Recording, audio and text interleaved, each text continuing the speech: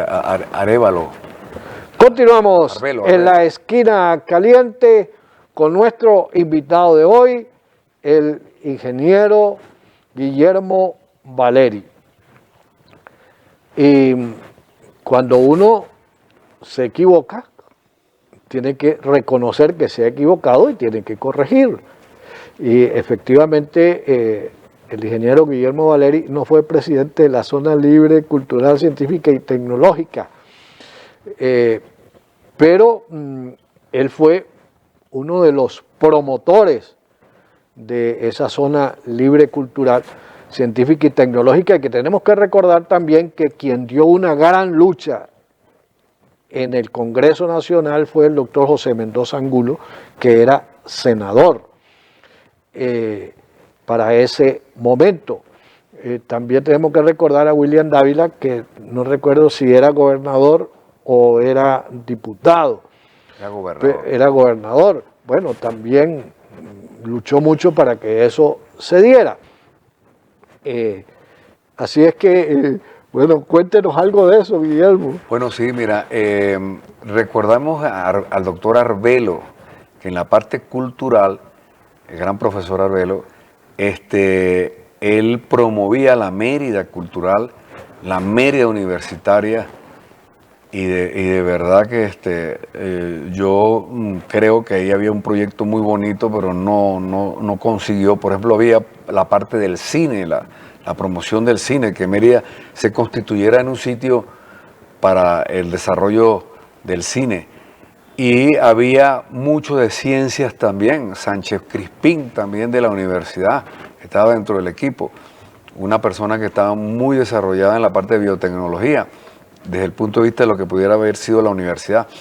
En fin, ese gran proyecto, no sabemos cuántos factores adversos se tuvieron, pero ese proyecto no llegó a feliz término como se aspiraba.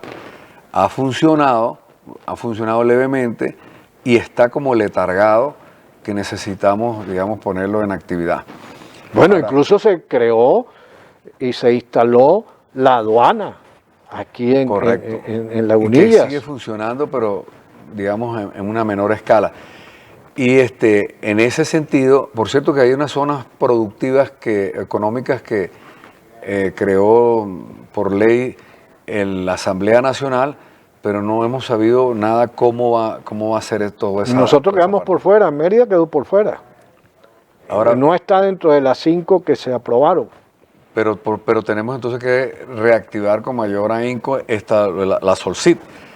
Ahora recordemos también que tu confusión viene de que cuando William Dávila se reúne con un grupo de empresarios, entre eso estaba yo, y entonces tomó la parte industrial, comercial, agropecuaria, etcétera, etcétera. Turística, definitivamente turística. Y entonces creó una comisión ad honorem totalmente, que promoviera a Mérida con ese valor agregado, con esas ventajas comparativas que tienen diversas áreas. Y nosotros tuvimos esa gran oportunidad de invitar a embajadores, a ministros consejeros, a ministros de negocios de países. Aquí trajimos hasta de la China, trajimos nosotros gente. En ese sentido, pues William tenía su visión de que Mérida hubiese podido aportar más, pero bueno, no hubo continuidad después. No era fácil porque las cosas, tienen que haber políticas nacionales, tú tienes que contar con los mismos ministerios que están relacionados. Tú tienes un ministerio de Agricultura y Cría, tiene que estar converso de eso. Tienes un ministerio de Fomento de esa época, tiene que estar en conocimiento y tener su respaldando para respaldar. En fin, no es fácil trabajar solo. A eso vemos. Por cierto, que yo quisiera tocarte algo y te doy una cuestión radical, pero me gustaría que habláramos de civismo, si no es ahora. Porque eso está previsto hablar de la fundación. Porque estamos solos y queremos que nos acompañe, no desde el punto de vista económico, sino desde el punto de vista de acción, de institucionalidad. Necesitamos la institución sea la que sea, privada, pública o la que sea. Pero entonces volviendo a esta comisión, yo la presidí y realmente tuvimos hasta una oportunidad de hacer una presentación fuera del país. Tuvimos en Israel, todos los gastos pagos por nosotros, pero fue una experiencia interesante de tener a empresarios y decirle, mira, Mérida existe, Mérida puede producir fresas, por ejemplo, que ellos, los israelitas mostraron unas fresas espectaculares. Mira, nosotros también la podemos producir. De hecho, por cierto, se producen hoy en día en Mérida fresas, buenas fresas. Y podemos hacer esto, el turismo, oye. Lo que sí no se pudo fue con los faisanes, pero lo demás sí. Bueno, esa es la historia de Tuto López con William Dávila. Tiene que ver con los sobrenombres. Eso ya es harina de otro costal, pero sí recuerdo mucho esa parte. En este caso, algo pusimos un granito de arena, por eso digo yo que cuando hablamos de desarrollo regional, no solamente el reconocimiento de ser empresario y tener una empresa que esté en todas partes, es que nosotros pusimos nuestro grano de arena para el desarrollo regional en el país. Y Fedecámara siempre ha reconocido gente del interior que prevalece, y eso lo dijo el presidente en su discurso en el Aula Magna, me nombró a mí, las palabras que yo dije en el Aula Magna, me nombró porque él está consciente de eso, de que la región, para desarrollarse en esta nueva etapa del país, es necesaria más que el centro. El centro siempre ha sido el que recibe los beneficios, pero no aporta. Lo que ocurre es que yo diría que en la gran mayoría de los sectores, pero como estamos en el sector empresarial, pero también ocurre en el sector político, que la mayoría de quienes integran las posiciones directivas de esos organismos son del interior del país y han llevado su actividad en el interior. Pero cuando llegan a esas posiciones en Caracas, entonces se convierten en caraqueños, en centralistas y se olvidan de la región incluso. Muchísimos ejemplos, demasiados ejemplos hay. Hasta los presidentes, pues.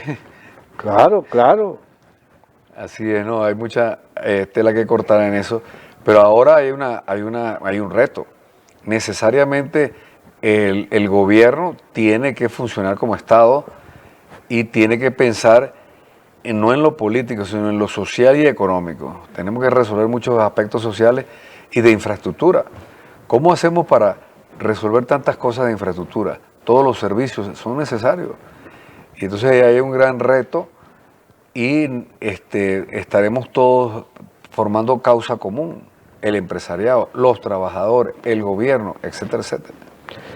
¿Cree usted que haya disposición en los diversos sectores para que efectivamente el gobierno pudiera reconocer las fallas que ha podido y que ha tenido durante todos estos años, pero que a su vez reconozca que necesita del concurso, de la participación de buena fe del sector empresarial, que es el que garantiza efectivamente el progreso, el desarrollo de un país, o piensa que es imposible que se pueda llegar a un acuerdo de esa naturaleza? Al regresar de la publicidad, quiero escuchar su respuesta. Vamos a la publicidad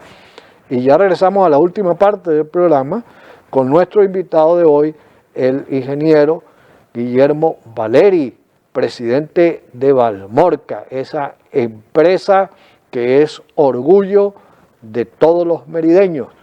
Ya venimos.